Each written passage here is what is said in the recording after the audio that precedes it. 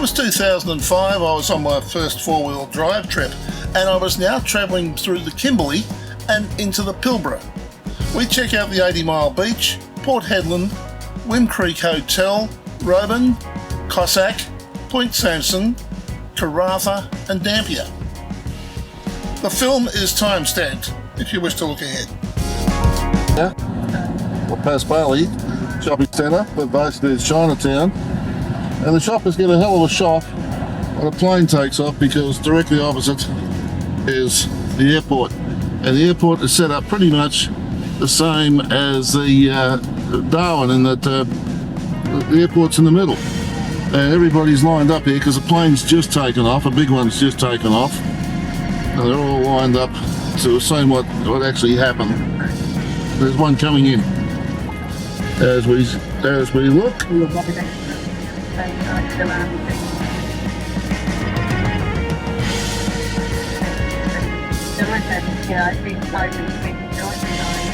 There we go. Righto, this is Sandfire Roadhouse, and we're about 320 kilometres south of Broome. We're now heading for the 80 Mile Beach turn-off. Wallal, I think is the name of the place.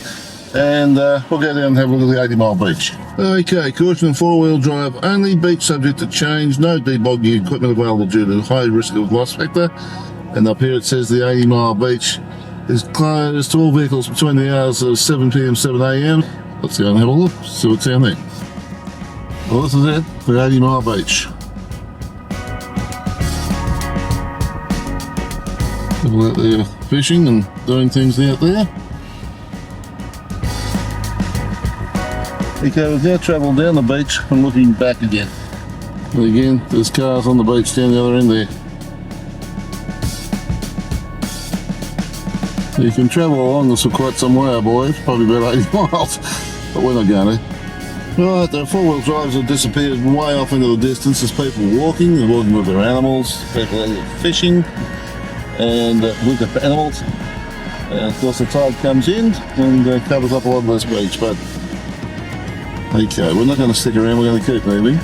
Okay, there is a caravan park here at 80 Mile Beach. I've got no idea what its rates are like or what it's like, but it looks quite neat and tidy. It's terrific. Back of the bitumen and on our way towards Port Hedland.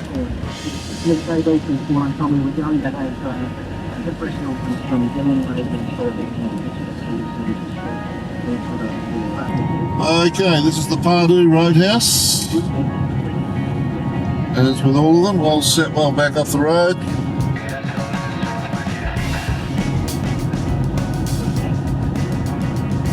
We're pushing on to about another 230 odd kilometres beyond this, I believe. I think. What have we got here? Port Hedland. 151 to Port Hedland. Changes it's route to really get down. Obviously when I first started, spread out a little bit. About Goldsworthy around here. So there's a lot of telephone type wires and that sort of thing. That's off to the left of us back there. I think the unfair to say that still heading towards towards Port Hedland. We're about 100 kilometres short of that at the moment. An hour shy. We're on track. Sunday afternoon, and it's 20 to 5. We've been lucky enough not to have seen any rain since we were at Alice Springs. But this is a stark reminder now that we are approaching the southern areas again, where it has been raining, and I'm expecting that I'm going to get a muddy car again, because there could be some interesting times ahead. We're about 70 kilometres short of Port Hedland at this point in time, and the landscape's been very flat. Low grass levels or small trees or small shrubs or whatever. Now we're starting to get, this is the Ord Ranges we're in at the moment, I think, and we're starting to get a little bit of more hill activity as we're now coming into the mining country. Oh boy, this is fun. We're driving directly west. We're driving in towards Port Hedland, and the sun's right in the way, and there's dust, and there's road trains, and there's bloody railway lines, and it's fun, baby. It's fun. Oh well, not to worry. Well, this morning in the Kimberley, trains just aren't 2 carriages long. They run for bloody ever.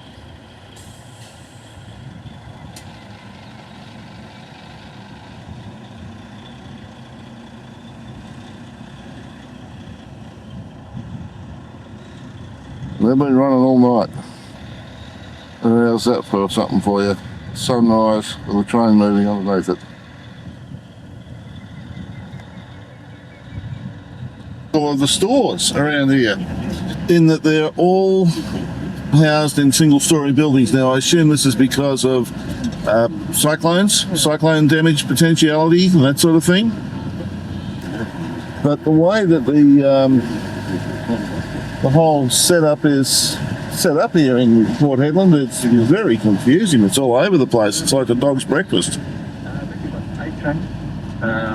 Even the main shopping centre. Now again, I assume that it's because of cyclones, but there's no shops around the outside of it. You've got to go through the main doors, and then it's all inside. Okay, this is the outside of the main plaza in South Hedland by the looks of things. As you can see, there's no shop fronts out the front at all. It's all brick walls. Well, we're going to go and have a look inside, because we need some supplies. As we cross Poverty Creek, there's a row of mountains in front of us, or a row of hills. Nothing mentioned on the map. HEMA are supposed to be the best maps that are available, but depending which one you get, they omit a lot of detail sometimes. I found. That'll be good for tracks. This is Whim Creek. Obviously mining. We have a look at the hill in the background.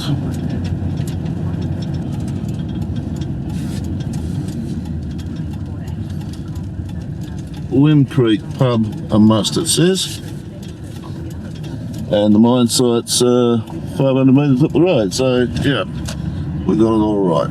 Let's go and have a look at the Whim Creek. Oh, look at this, all colour code. Villa Karratha tours. Wonder if that's got anything to do with yeah, there is a wildlife sanctuary in here as well, apparently.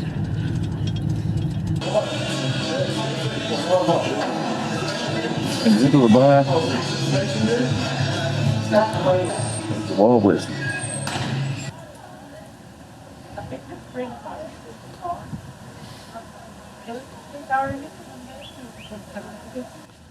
Look at all the birds.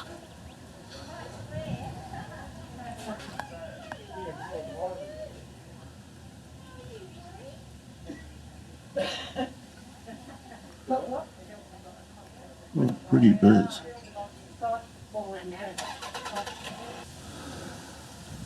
A few museum pieces around the place as well.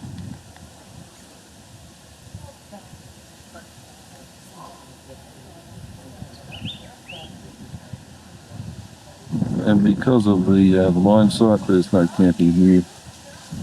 There's also no fuel. Okay, we're going to grab something and then keep moving.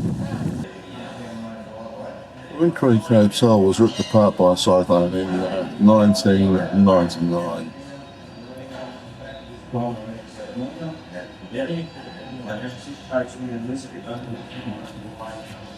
People got about money. Checks weren't cashed.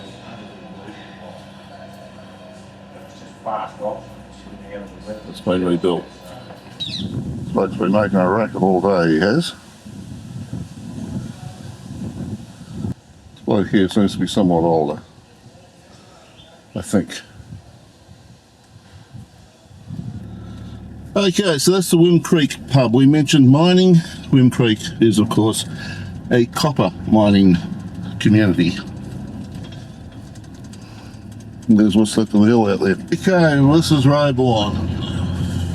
Straight away, the first thing we see is the old stone buildings.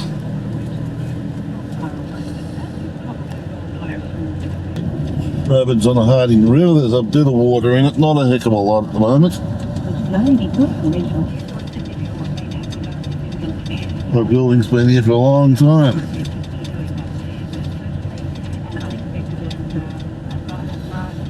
And this is the street that many years ago we kept losing our cushion. Long story.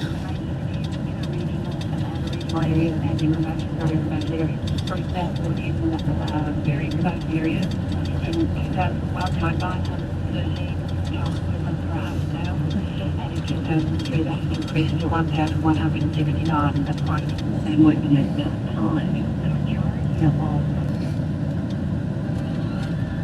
Post office. The hospital.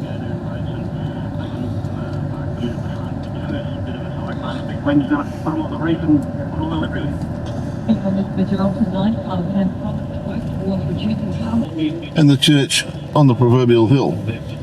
This is the Roebourne Regional Prison. Well, we're in Cossack, which was the first port in the north of WA. Galbraith and Company store was built in 1890, and it was the first building to be constructed of basalt. One part of the commercial centre of the town was used as a general store and a dwelling. The Aboriginal community currently operate an art studio and produce traditional Aboriginal artefacts from there at the moment. This is the old courthouse, which was built in 1895. Currently inside is the Shakespeare Hall Social History Museum. And it's unique that everything in it has come from Cossack. Not sure of the origins of this building at the moment, but it currently houses backpackers and family accommodation. Okay, the Bond store was designed by George Temple Poole and it was built in 1895 using local stone. It was the centre of an activity during Cossack's years as a port, being the area for storing and handling goods. In 1933, the Bond store became the home of a turtle soup factory. Post and Telegraph Office was built in 1884. It was the first stone building in Cossack. It was originally the lower floors used for customs, and the upper floors used as a post office and once as a chemist. And it seems that the backpacker residence was once the police barracks and the courthouse lockup.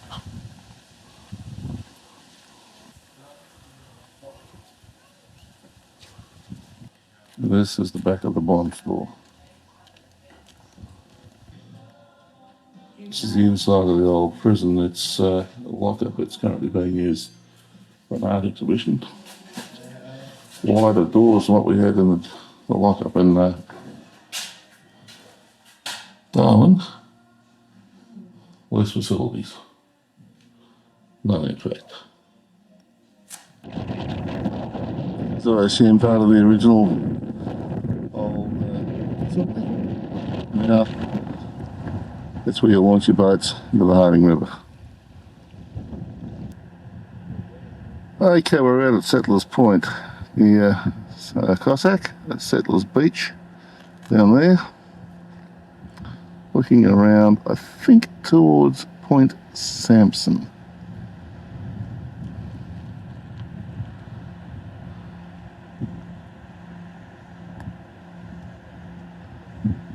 And as we look down there, there's a jetty with 2 boats moored.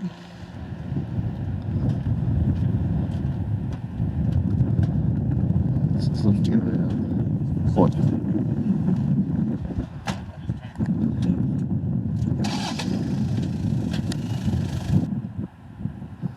And the island is actually called Jarman Island.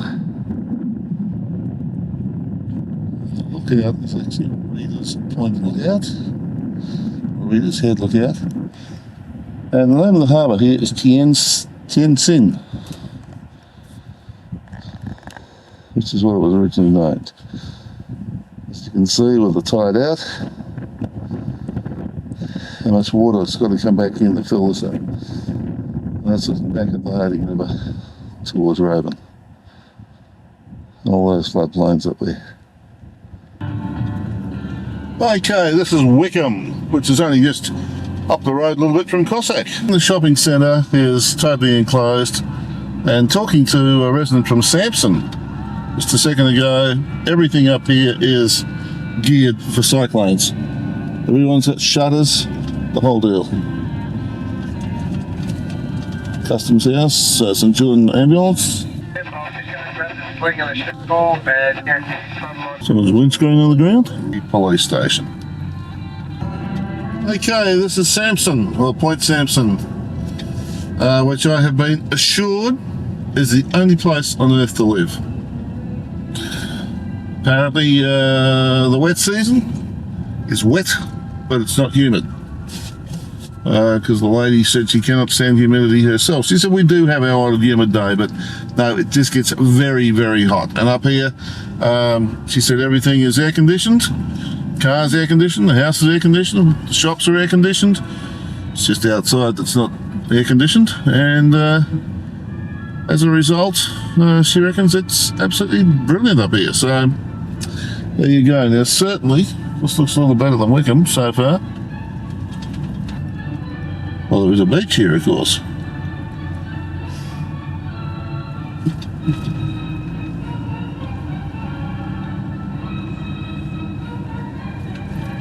Beach General Store. With the Four Seasons, included Big Girls Don't Cry, Walk Like.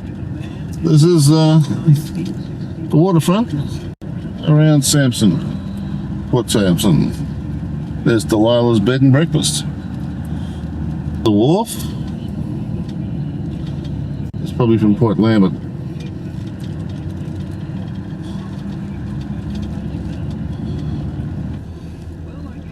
Well, I have to say that, yeah, there's some lovely houses around here, especially around the coastal area.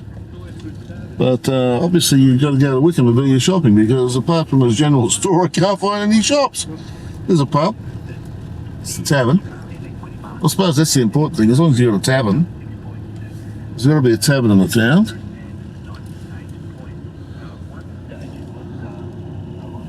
But other than that, doesn't seem to be a lot here. Samson Beach Caravan Park. There's a flog booze in there. Righto. Well, okay, so that's Samson. That's Samson. When they're going to make a run for Karratha. Karratha. Saw themselves as gentlemen farmers. I've been curious about this place for years. Well, so far it looks impressive. I mean, dual lane highways. Interesting. See what happens when we head down into the city. ABC Radio, 6KP 702, Radio National 100.9. Gee whiz, they're doing well here. Centro Karratha. And, yep, it's quite a decent sized shopping centre. American Embassy, Woolworths, National Bank, big truck. Righto, that's just Karratha. Good morning, we're in Dampier. It's Tuesday and I think it's about the 19th of July. And this is looking out over Dampier Harbour, I guess it is. I haven't been down here yet, I just turned left as we went, and as I'm filming.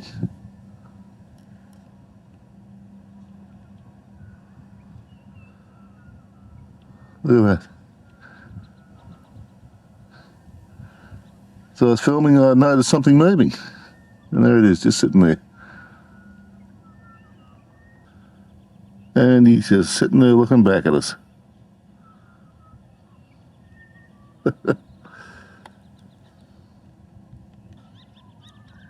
Meanwhile, this is Dampier's Harbour.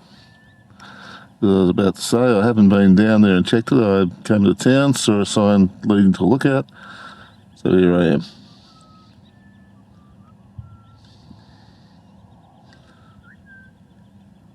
The hills, and further behind us, there's also a lot of railway lines running everywhere as well, because of all the ore trains coming from Tom Price in the dam. Looks like his mate there.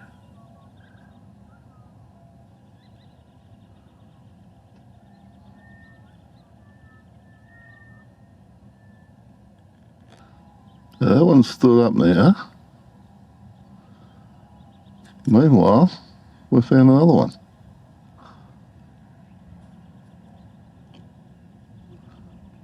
Where is it? There's another one just in there.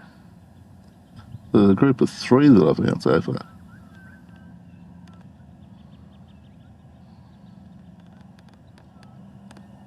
In fact, as we look at this one, which is laid down again, let's move around a bit, there's another one in there as well. There's 4 there. And this is basically right within the town boundaries. Hey, this is Dampier Harbour, I guess you could call it. Certainly almost a marina.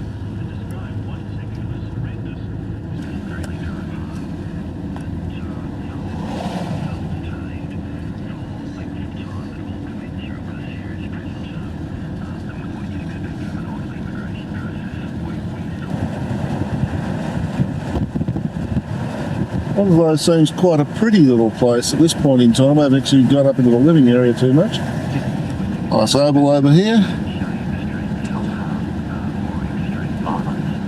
Very much rock based.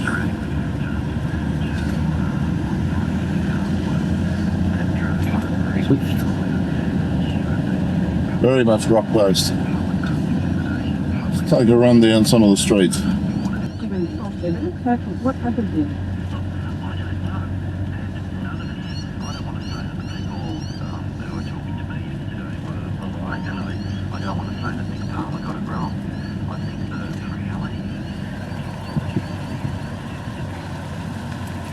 Well, backyards here, the front of the houses go onto other streets. It's rather unusual in the fact that the houses all seem to face one way. Now, whether this is because of cyclone base or whatever, but it's almost as though there's enough room there for 2 houses front to back, but the houses seem to set back off the road and they're back onto the road. Private camping area. Well, we should congregate it. Will make a number of public connected the rest of this week as part of national celebration for Margie's 82nd birthday. But he still made time to shake hands with her. I'll be contacting So I don't know how you get down with it unless you're coming from another street.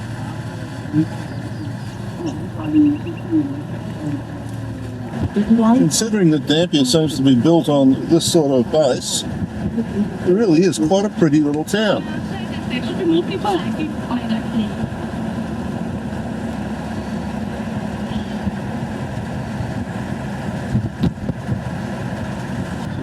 Caravan park here as well, right down on the waterfront. As it's right next to this, the industrial part of the harbour. But despite all the dust and all the dirt and all the iron ore, over here we can see more of the place is structured. And really it's quite a plain town. As you depart from Dampier and you're heading back towards Karratha, this bit of land through here is all part of the Dampier salt operation.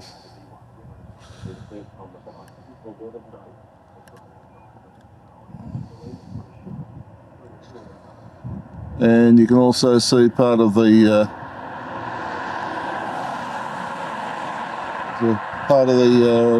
rail system here as well.